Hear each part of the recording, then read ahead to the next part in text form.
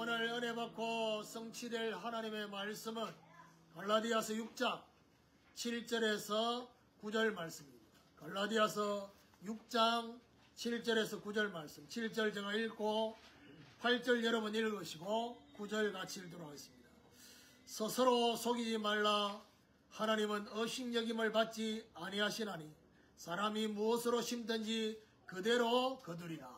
자기 육체를 위하여 심는 자는 육체로부터 썩어질 것을 거두고 성령을 위하여 심는 자는 성령으로부터 영생을 거두리라. 같이 읽읍시다. 우리가 선을 행하되 낙심하지 말지니 포기하지 아니하면 때가 이르매 거두리라. 예, 우리 같이 봉독한 말씀을 가지고 성령을 위하여 심는 자라는 제목으로 말씀을 전가하기로 합니다. 우리 옆에 분과 인사합시다. 보물을 하늘에 쌓읍시다. 예, 오늘은 추수감사주일 예배로 하나님 앞에 드립니다. 하나님이 구약에 반드시 1년에 지켜야 될 세 가지 절기를 얘기했습니다. 그 첫 번째 절기가 유월절을 포함한 무교절. 그러니까 사실은 7일, 이 세 절기의 공통점이 뭐냐? 7일 동안 지키는 거거든요. 7일 동안 지키는 것을 생각하면 유월절은 그 무교절 전날 밤에 지키는 거고, 그 다음부터 7일 동안 무교절이 뭡니까? 떡에 누룩을 빼는, 그리고 집안에 누룩을 제거하는, 결국 뭘 말합니까? 구원의 은혜로 세상 누룩을 제거하는 그런 집중하는 시간이다. 그리고 오순절, 맥추절은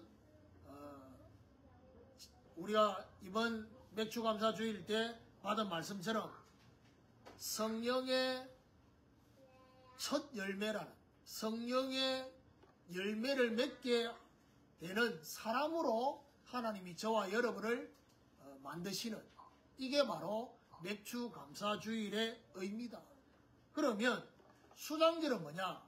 수장절은 곡식을 추수해서 창고에 저장하는 그 절기를 수장절이라고 하는데, 그러면 이게 이제 지금 영적으로 어떤 의미냐? 창고는 하늘 창고를 말합니다. 그럼 곡식은 뭐죠? 영혼을 추수하는 거죠. 영혼을 추수해서 하늘 창고에 저장하는 삶, 이게 돼야 되는데요.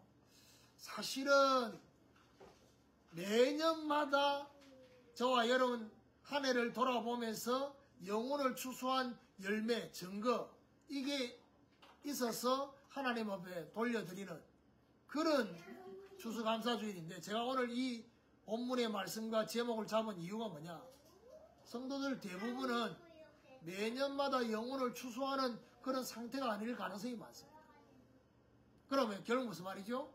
우리 인생 전체를 두고 적어도 하늘나라 창고에 영혼을 추수할 수 있는 그 부분에 대해서 우리가 뭔가 중요한 언약을 붙잡아야 되겠다.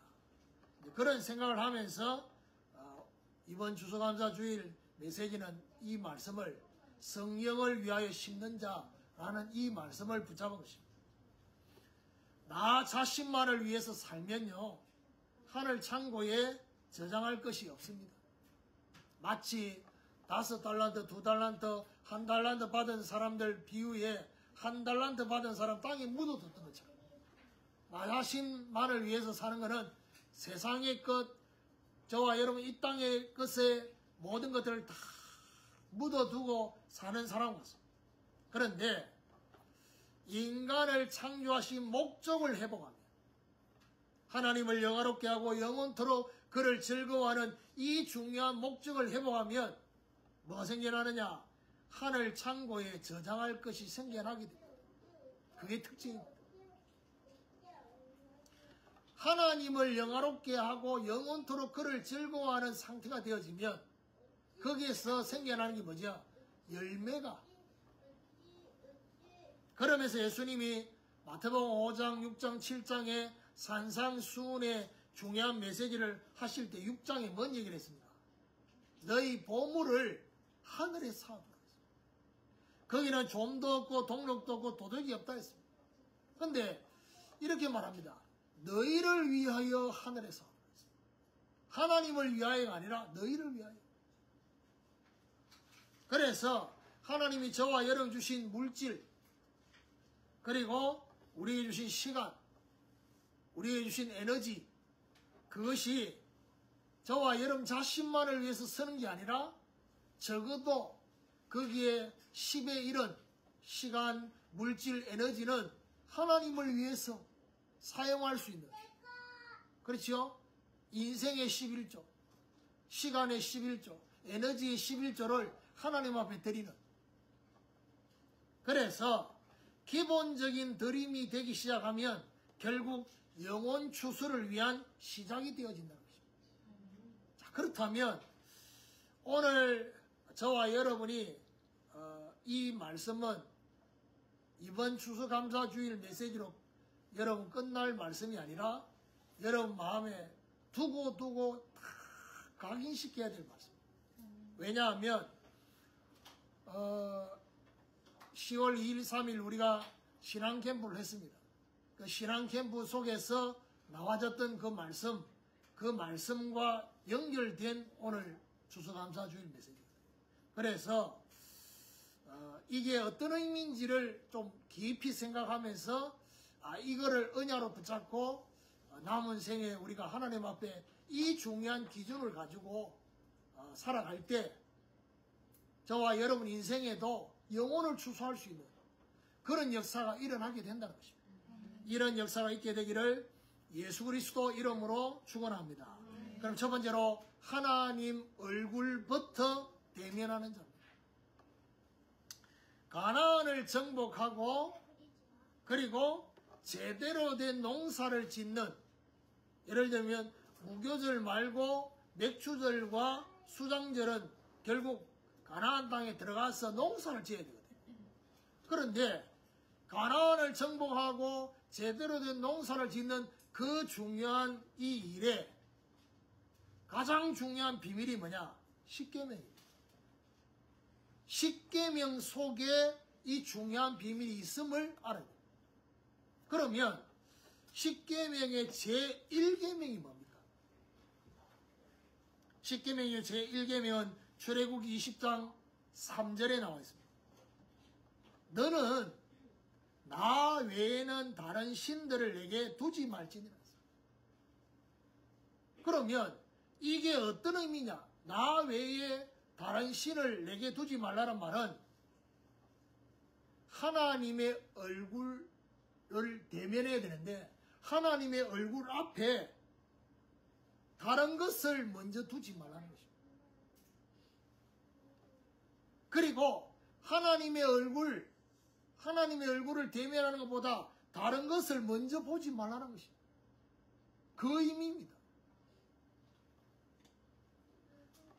하나님의 얼굴을 가장 먼저 봐야 되는데 사람을, 또 물질을, 또 저와 여러분 문제를,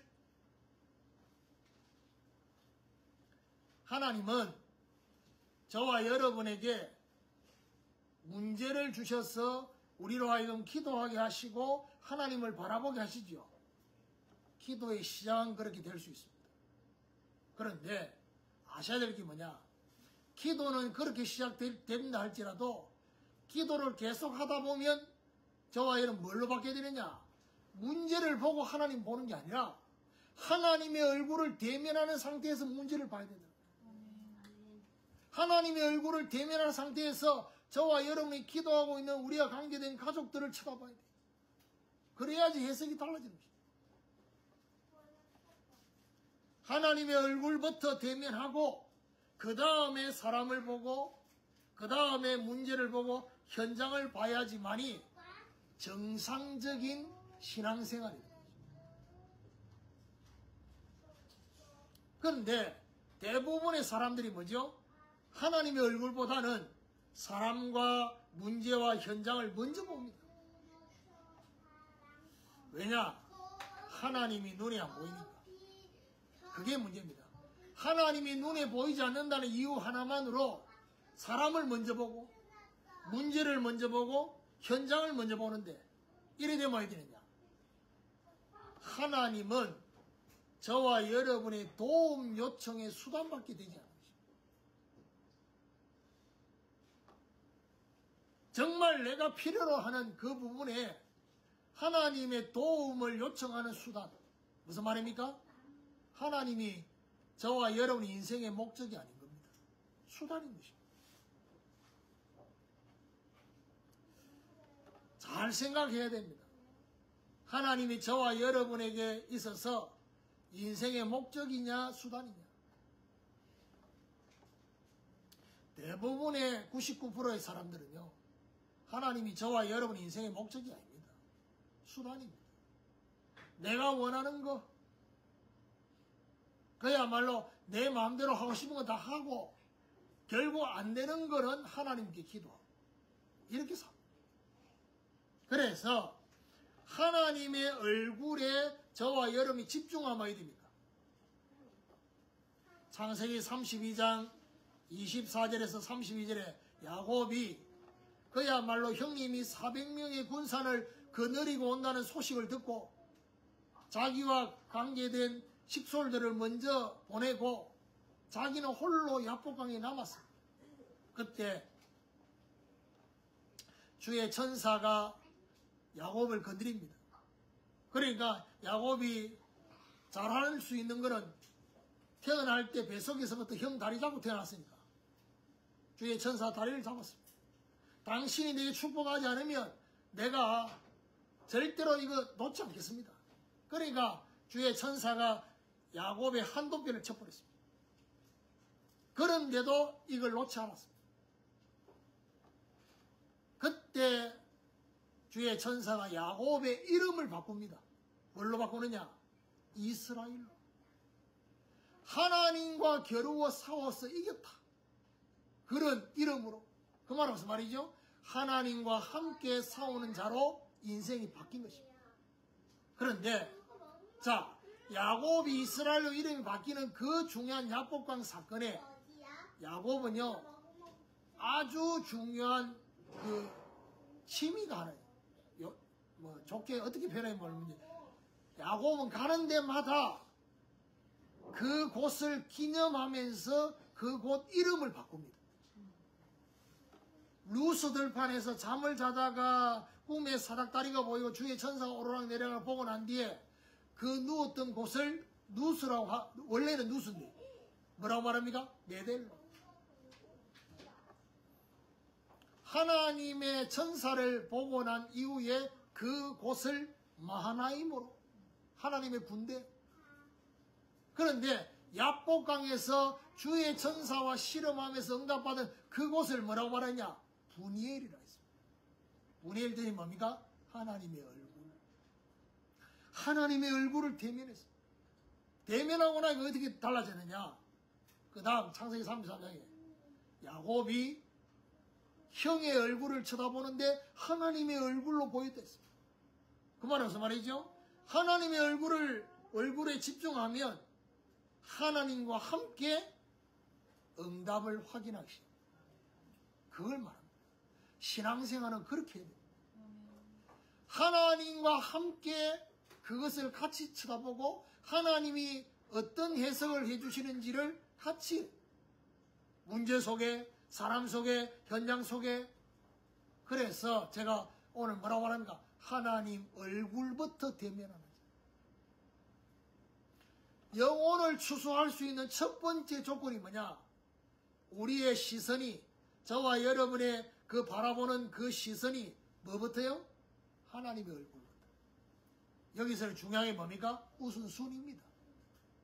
사람을 보지 마라, 문제를 보지 마라, 현장을 보지 마라 말이 아닙니다. 뭐부터 볼 거냐는 겁니다. 여러분, 주일날요 예배드리고 은혜 받으면 여러분 뭐가 달라지냐 합니까? 얼굴 빛깔이 달라집니다. 왜요? 하나님의 빛이 비치니까. 그럼 얼굴만 달라집니까? 심령의 상태도 달라집니다. 심령 상태가 달라지면 어떻게 됩니까? 입에서 나오는 말이 다릅니다. 전에는 총 나가고 칼 나가고 막 이러는데 살리는 말을 합니다. 그게 바로 저와 여러분 주의 얼굴을 빛을 받으면 달라지는 것입니다. 오늘부터 저와 여러분 남은 인생에 영원히 기억해야 될 십계명을 단순히 율법으로 생각하지 말고 하나님이 가장 중요하게 생각하는 십계명의 첫 번째 계명이 바로 뭐냐? 하나님의 얼굴부터 대면해라.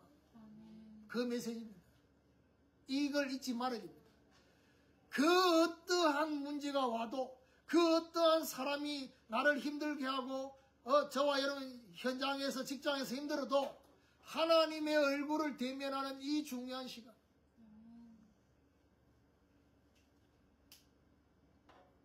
제가 평일날은 뭐지요?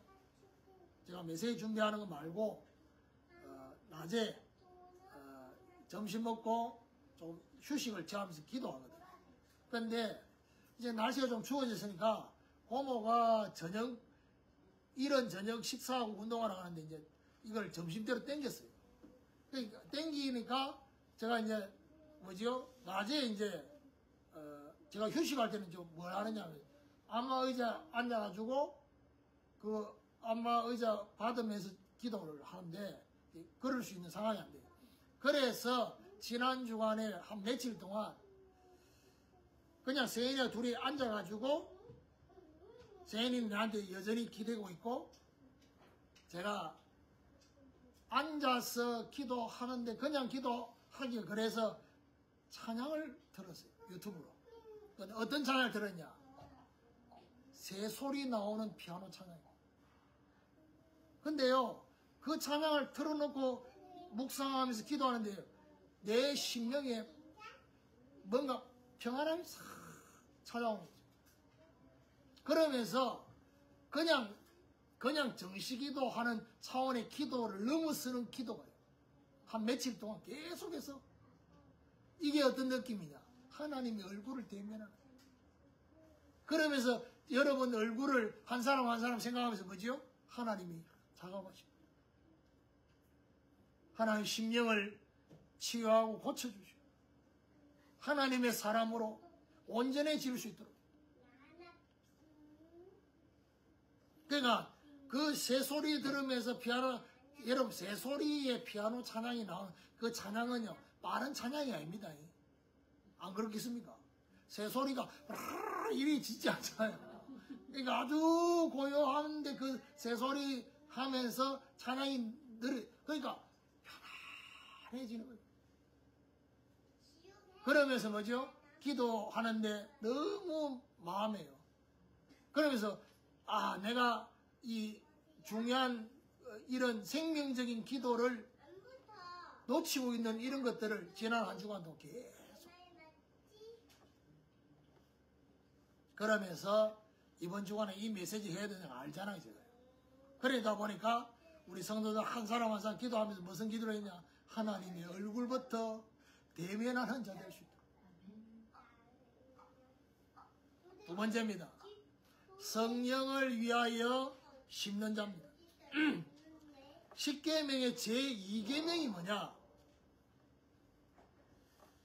출애굽 20장 4절에서 6절에 보니까 너를 위하여 새긴 우상을 만들지 말고 또 위로 하늘에 있는 것이나 아래로 땅에 있는 것이나 땅 아래 물속에 있는 것에 어떤 형상도 만들지 말며 그것들에게 절하지 말며 그것들을 섬기지 말라. 나 내 하나님 여호와는 질투하는 하나님인즉 나를 미워하는 자의 죄를 갚되 아버지로부터 아들에게로 3, 4대까지 이르게 하거니와 나를 사랑하고 내 계명을 지키는 자에게는 천대까지 은혜를 베푸느니라. 쉽게 얘기하면 줄여서 뭡니까? 우상을 만들지도 말고 우상에 대해 절하지도 말고 우상을 섬기지도 말라는 것입니다. 근데 예를 들면 기독 신자들은 일단 우상 숭배를 하지 않는다고 생각합니다. 근데 여기 단계가 있습니다. 만들지 말고 그리고 절하지 말고 섬기지 말고. 근데 여러분 제가 아주 냉철하게 얘기해보면 여기 뭐라고 말합니까? 하늘에 있는 것이나 아래로 땅에 있는 것이나 땅 아래 물속에 있는 것에 어떤 형상도 만들지 말았어요. 딱 잘라서 말씀드릴게요. 이 속에는 뭐도 포함되어 있습니까? 저와 여러분 집에 있는 인형도 포함되어 있습니다. 생명 없잖아요. 그거 만들지 말라는 겁니다. 그런데 세상은 만들어요, 자꾸. 근데 만드는데 그걸 또 사요. 그 사는 이유가 뭐냐? 그거 쳐다보면서 위로도 받고. 근데 딱 어떤 느낌이냐? 우상을 만들고 우상에다가 절하고 우상을 섬기는 시작이 뭐냐는 겁니다. 여기 분명히 뭐라고 말합니까? 자기를 위하여. 하나님을 위하여가 아닙니다. 자기를 위하여. 우상을 만드는 시작은 자기를 위한 것입니다. 하나님을 위한 것이 아니라 자기를 위한 것입니다. 그래서 오늘 갈라디아서 6장 7절에 뭐라고 말합니까? 스스로 속이지 말라 했습니다. 여러분, 내가 내한테 속는다 이 말입니다. 스스로 속인다는 거예요. 대부분의 사람들이 자기가 자기 자신한테 속는 것이 어떤 건지를 모릅니다.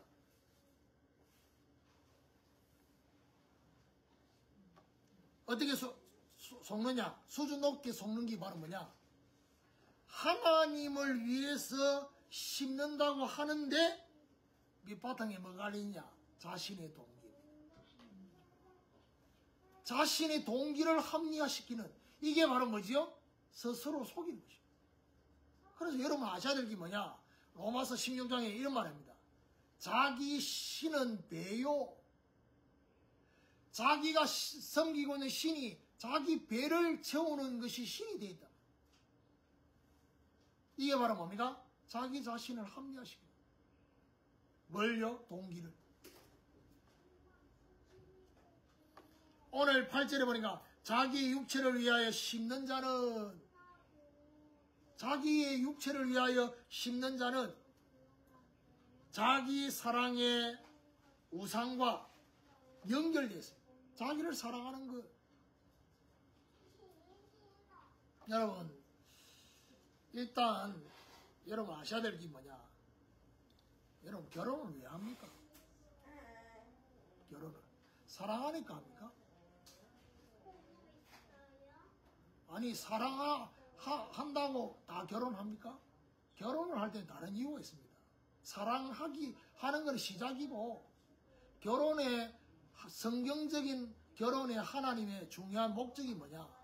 결혼해서 두 사람이 한 몸을 이루어서 그 가정에 하나님이 다음 세대 다음 후대를 위해서 이 가정에 하나님이 기업을 주시려고 하기 위해서 결혼을 하는 것입니다.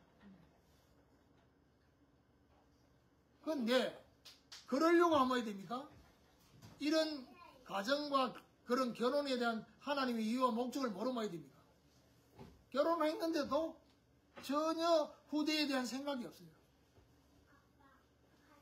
근데 핑계댑니다. 뭐라고 핑계대느냐? 요즘 한 명 키우는데 돈이 너무 많이 들어. 그 하나님 모릅니까? 근데 중요한 건 뭐죠? 저와 여러분 믿음입니다. 어떤 믿음입니까? 부모가 그 자식을 키우는 것처럼 보이고 부모가 열심히 돈 벌어가 자녀를 키우는 것처럼 보이지만 거꾸로입니다. 하나님이 그 자녀 때문에 부모에게 경제를 주신다는 걸 아셔야 돼요. 그걸 경험해야 돼요. 전혀 생각하지 못한 그 부분에 대한 응답을요, 하나님 그 자녀 때문에 계속 응답을 주십니다. 왜요? 그 자녀에 대한 하나님 계획이 있으니까.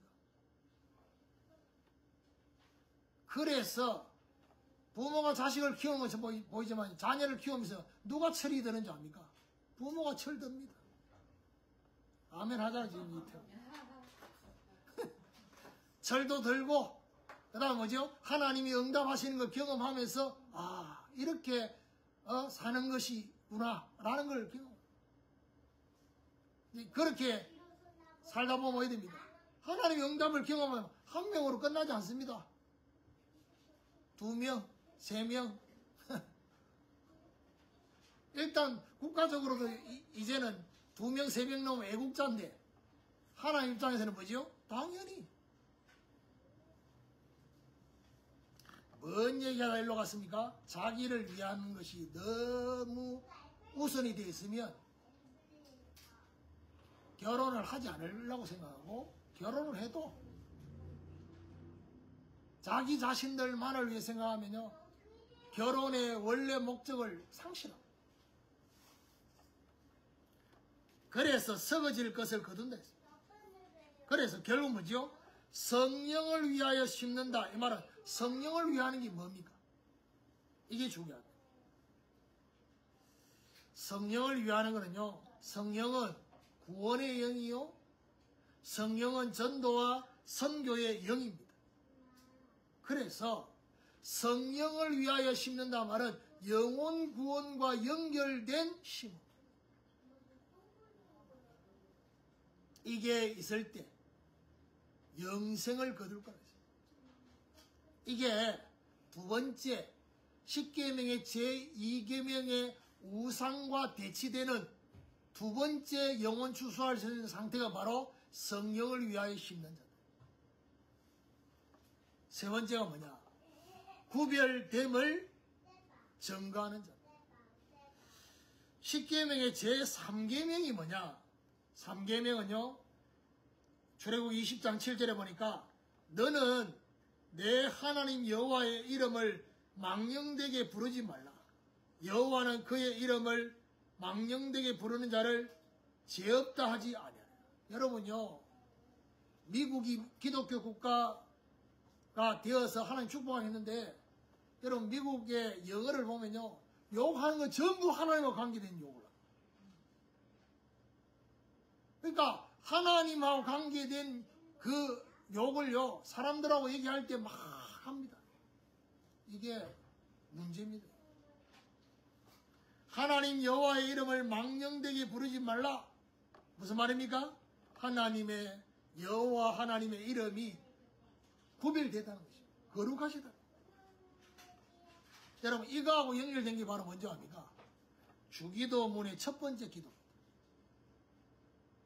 마태복음 6장 9절에 보니까 하늘에 계신 우리 아버지여 이름이 거룩히 여김을 받으시오며, 10계명의 제3계명과 연결된 우리 주님이 가르친 첫 번째 기도가 연결되어 있다는 것입니다. 하나님의 이름이 거룩히 여김을 받으시다. 거룩히 여김을 받는 의미가 뭡니까? 다른 종교의 신과 구별된다는 사실이 증거되는 것입니다. 저와 여러분이 내가 믿는 하나님이 정말 구별된 하나님임을 증거하는, 열왕기상 18장에 보니까 갈멜산 전투가 있었습니다. 어떤 전투입니까? 엘리야가 아방한테 제안을 했습니다. 어떤 제안입니까? 누가 참 하나님인지를 우리 대결을 하자.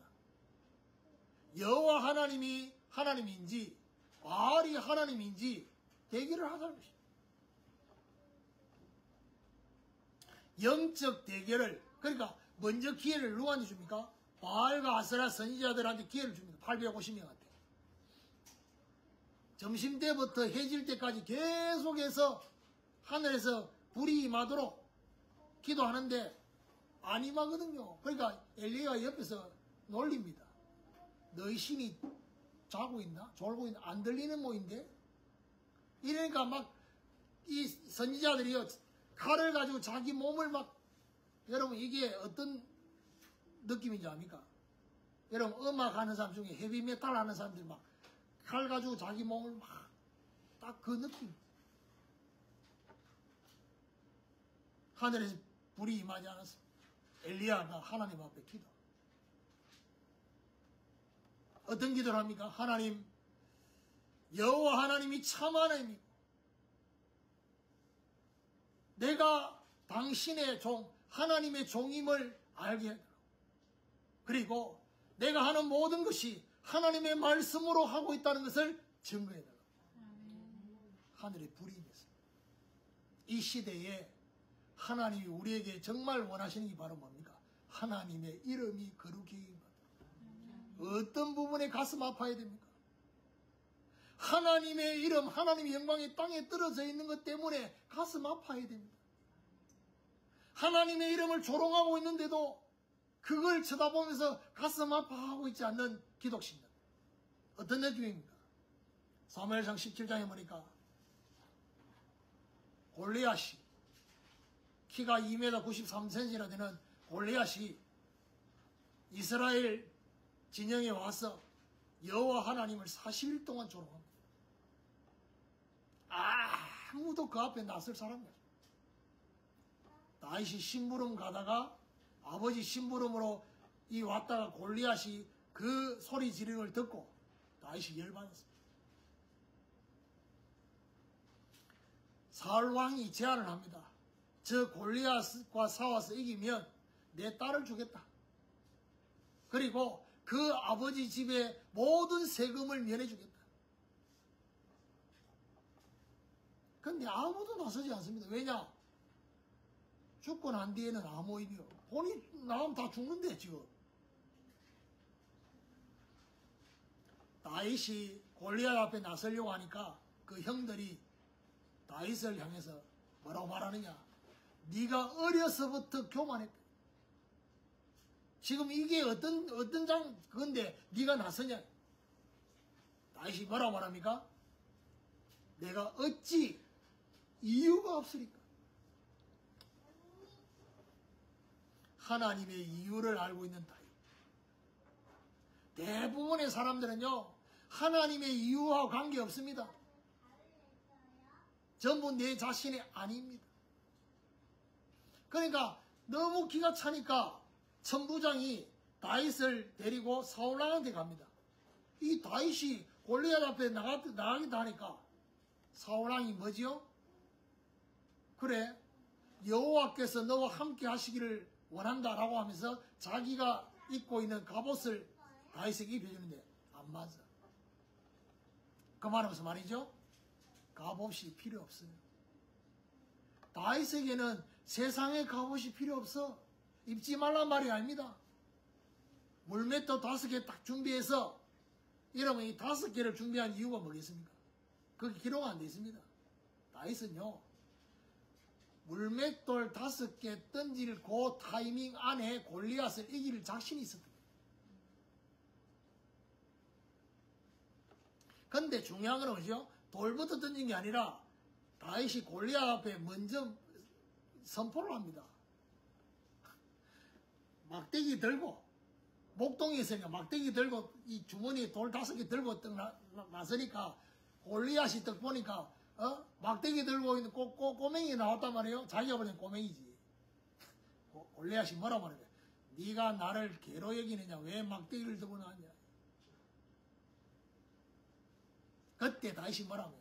너는 칼과 창과 단창으로 내게 나오지만 나는 네가 모욕하는 만군의 여호와의 이름으로 나간다.